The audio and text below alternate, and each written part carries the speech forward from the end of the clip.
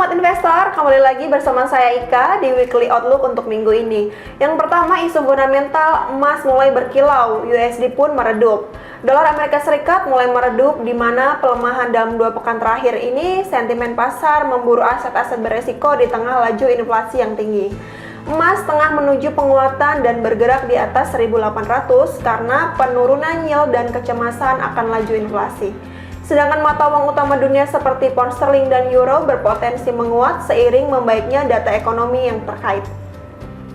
Dan yang perlu diperhatikan untuk minggu ini, serangkaian data ekonomi penting tersaji pekan ini dengan tidak mengesampingkan rapat reguler Bank Sentral Kanada, Bank Sentral Jepang, dan Bank Sentral Eropa. Pasar pun tetap memperhatikan pergerakan yield obligasi pemerintahan Amerika Serikat yang bertenor 10 tahun, yang belakangan ini menjadi sorotan jelang keputusan pengurangan pembelian aset The Fed.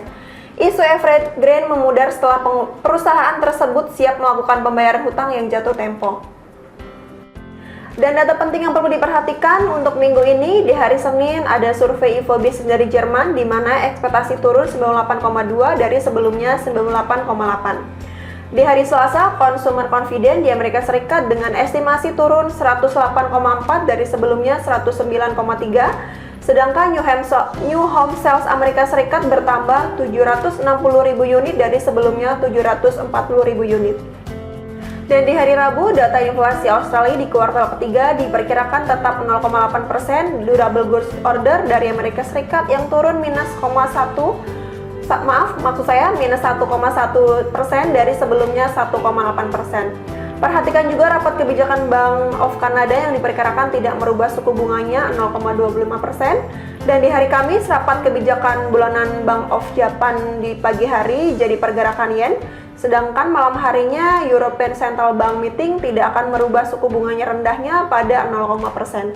Selain itu, data PDB kuartal ketiga Amerika Serikat yang diperkirakan tumbuh melambat 2,6% dari sebelumnya 6,7%.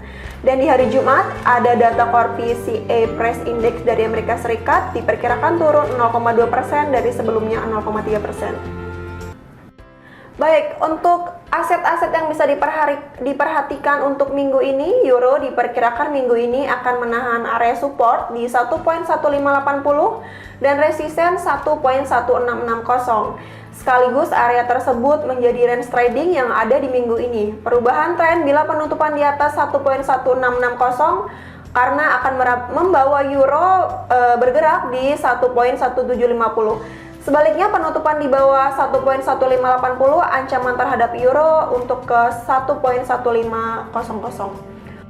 Dan untuk GBP USD di 1.3700 menjadi area bawah yang perlu diperhatikan. Waspadai penutupan di bawah area tersebut karena akan menekan GBP lebih dalam hingga 1.3600.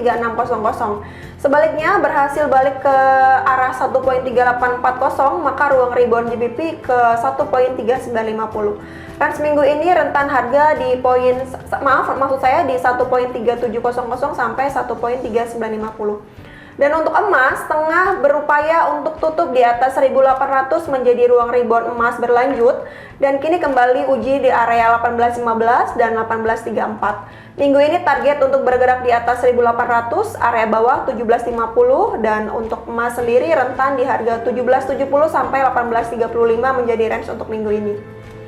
Ya sobat investor, kesimpulannya, sepekan menjelang rapat kebijakan The Fed pada tanggal 1 November sampai 2 November mendatang, untuk minggu ini serangkaian data ekonomi dan rapat kebijakan bank sentral utama menjadi penggerak utama pasar mata uang dan komoditas.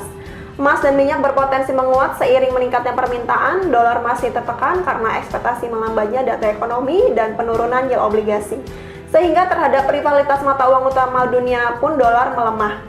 Demikian Smart Investor, semoga bermanfaat dan menjadi peluang untuk Anda. Jangan lupa subscribe, like, and share video ini. Sampai jumpa.